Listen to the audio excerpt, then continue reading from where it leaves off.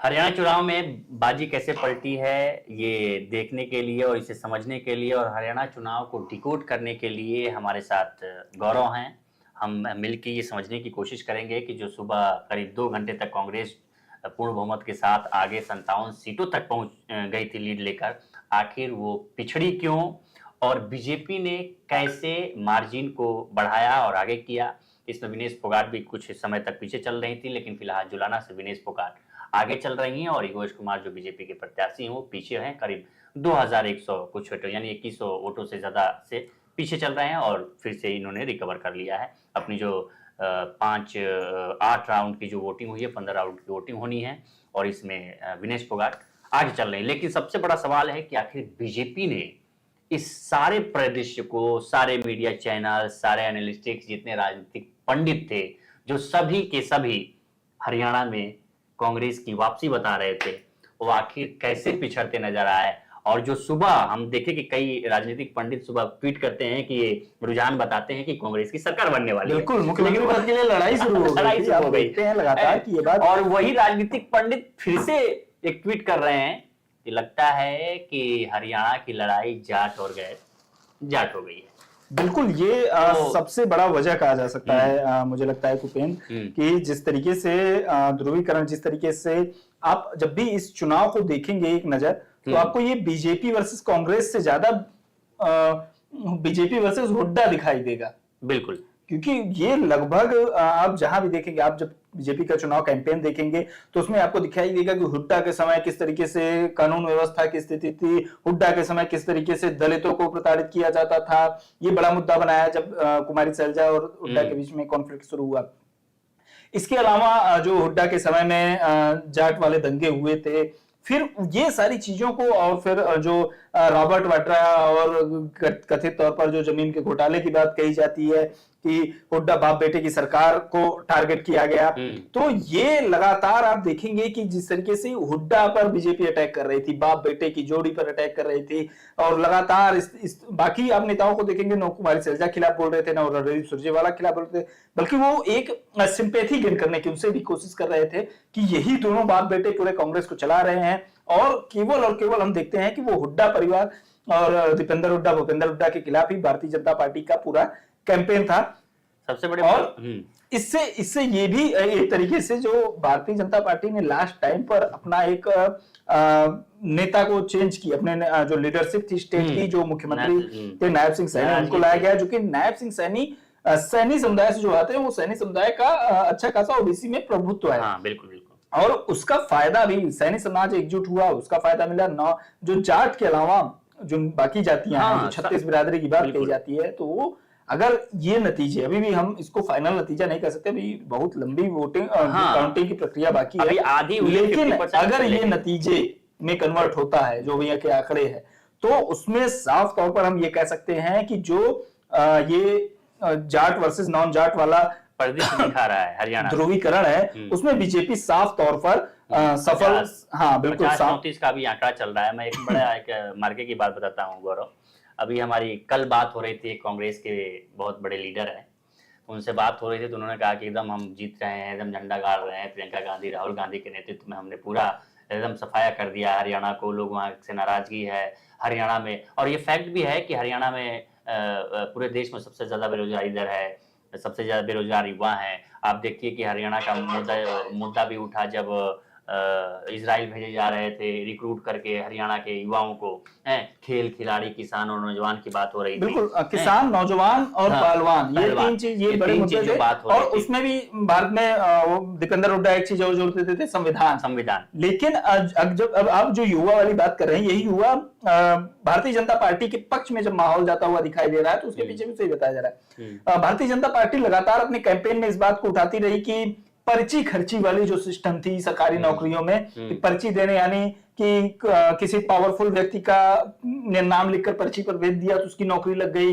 या खर्ची दे दिया, या मतलब घूस दे दिया, पैसा देकर नौकरी पा लेने वाला जो ट्रेंड था, तो उसको, उस सिंडिकेट को खत्म करने का दावा लगातार भारतीय जनता पार्टी की ओर से किया जाता रहा है कि हमने 85,000 सरकारी नौकरियां दी जिसमें पर्ची खर्ची सिस्टम के बिना दी। तो ये भी अगर भारतीय जनता पार्टी के पक्ष में जाता है रिजल्ट, तो ये एक बड़ा महत्वपूर्ण मुझे लगता है कि मुद्दा होगा। लेकिन गौरव, हमारा एक सवाल यहाँ है कि पिछले 10 सालों से बीजेपी वहां राज कर रही है, यानी सत्ता में स्थापित है।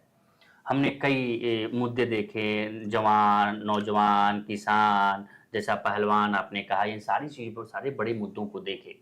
लेकिन उसके बाद भी बेरोजगारी, सबसे ज्यादा बेरोजगारी दर आपकी हरियाणा में है। इसके बाद भी बीजेपी का वापसी करना मुद्दों से अलग हटके क्या राजनीति सार्थक एक हरियाणा पेश कर रहा है, या हरियाणा ये पेश कर रहा है कि मुद्दे आप भले लाए हैं सामने, वो प्रमुख नहीं रखते, जातियों का ध्रुवीकरण प्रमुख रखता है। हरियाणा एक पेश कर रहा है, कैसे देख रहे हैं? बिल्कुल, मुझे लगता है कि ये जो आप कह रहे हैं कि जातियों का ध्रुवीकरण वाली बात, भारतीय जनता पार्टी ने कई बार इस तरह की चीजें की हैं जो हम देखते हैं कि ट्रेंड में नहीं हो, जैसे कि एक परंपरा के खिलाफ वाली जो चीजें होती है, जैसे हम कहते हैं कि कई सारे ट्रेडिशंस तोड़े हैं, कि जैसे ये होता है कि हर 5 साल में सरकार बदल जाती है वाले ट्रेडिशंस, चाहे मतलब इस तरह की चीजें हमको देखते। लगातार तीसरी बार सरकार में आना, हाँ, इतनी एंटी इनकम्बेंसी होने के बावजूद ये भारतीय जनता पार्टी का दिखाता है कि वो आखिरी दम तक हार नहीं मानते हैं। ये हम लगातार देख रहे हैं कि चाहे वो मध्य प्रदेश हो, चाहे शिवराज के खिलाफ एंटी इनकम्बेंसी थी, नया चेहरा लाया गया। यहाँ पर जो है हम देखते हैं कि जब उनको ये लग गया, और ये बात सबको पता थी कि मनोहर लाल खट्टर के चेहरे पर चुनाव नहीं जीता जा सकता था, नायब सिंह सैनी को लाया गया। फिर उसके बाद भी आप लगातार देखते हैं तो फिर जो कुमारी एक चीज हम आपको काटते हैं, इनसिक्योरिटी इतनी थी कि नायब सिंह सैनी की करनाल की सीट भी चेंज कर दी गई। बिल्कुल, वो भी मुद्दा बना कि बीजेपी में भगदड़ है, बीजेपी एंटी इनकम्बेंसी के बाद से अपने लोगों में लड़ रही है, उसको ये पता नहीं कि मुख्यमंत्री को कौन सा टिकट दे। इसके बाद भी अगर बीजेपी की वापसी होती है तो नहीं, तो उस समीकरणों को अपने पक्ष में करने का, और अंतिम समय तक आप देखें कि जब भारतीय जनता पार्टी को लगा कि जाटों का वोट उन्हें नहीं मिलेगा, उन्होंने जेजेपी से पल्ला झाड़ने में समय नहीं लगाया, ठीक है, क्योंकि अगर भारतीय जनता पार्टी के साथ वो चुनाव लड़ेंगे तो वो दूसरा इम्पैक्ट होगा। लेकिन जो अगर वो अलग से चुनाव लड़ेंगे तो हालांकि उस तरह के समीकरण बने नहीं। कांग्रेस ने भी यहाँ पर चालाकी दिखाई कि जसपा को इस बार हम जैसे जो देखते हैं तो वो जाट वोट जो था वो पूरी तरीके से कांग्रेस की तरफ जाता दिखा। तो बीजेपी ने पूरा ये गेम किया कि जाट वर्सेस नॉन जाट वाला जो पॉलिटिक्स है, जो जाट में इसलिए दिखता है क्योंकि वो डोमिनेंट कास्ट है, उसके अलावा जो बाकी जातियां हैं, जो बाकी 35 बिरादरी है, उनको अपने पक्ष में किस तरीके से किया जाए। क्योंकि हमने हरियाणा में ये भी देखा कि भारतीय जनता पार्टी ने मुसलमानों को टिकट देने से भी नहीं किया। हाँ बिल्कुल, नूह में, और उन्होंने हम देखेंगे कि नूह में क्या स्थिति है। एक बार आप देखिए, तब तक मेरा सवाल, मैं दूसरा सवाल एक लेता हूँ।